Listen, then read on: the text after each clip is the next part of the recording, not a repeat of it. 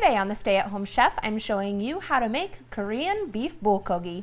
My dad actually lived in Korea several years before I was born, and this is one of the recipes that he brought back with him, so I happen to actually grow up eating beef bulgogi. It's really easy to make and starts out with thinly sliced beef. You can use sirloin or ribeye, but today I'm using flank steak. We're gonna slice this against the grain into small strips. If you struggle to get thin slices, you can always pop your steak into the freezer for 30 minutes, and that does make it easier to slice. Then we'll transfer this all to a mixing bowl or a gallon-sized resealable plastic bag so we can make our marinade. The marinade is super simple and quick to make. You could also use it on chicken. It starts with 1/3 cup soy sauce, 1/4 cup of brown sugar, 2 tablespoons of toasted sesame seeds, 1 tablespoon sesame oil, 1/2 teaspoon each of crushed red pepper flakes, and ground ginger, 3 cloves of minced garlic,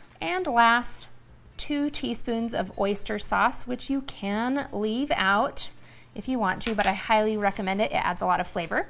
Then we'll just mix this together. Then we'll cover this with plastic wrap and let it marinate for 1 hour.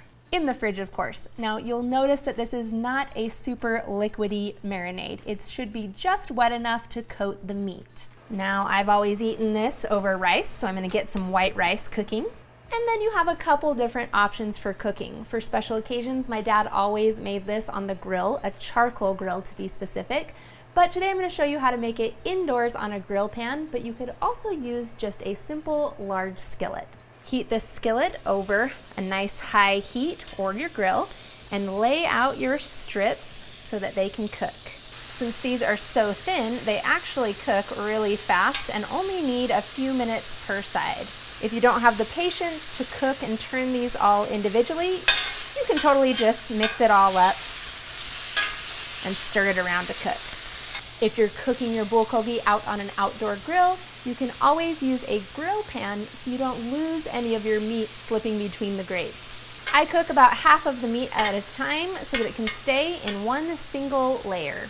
Once your meat no longer has any raw spots, you are ready to eat. I serve this up hot immediately over some steamed rice. You can add on some sliced green onions for a little pop of color, some crushed red pepper flakes, or some more toasted sesame seeds to garnish. It's easy to make and oh so delicious. It'll quickly become a family favorite.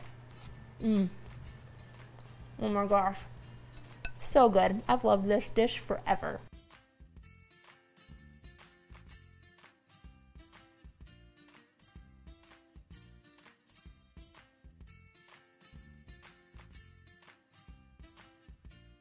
Thanks for watching. You can find the full written recipe in the video description. Be sure to subscribe, like, and follow, and check out the rest of my videos, where you can find hundreds of restaurant quality recipes you can easily make at home.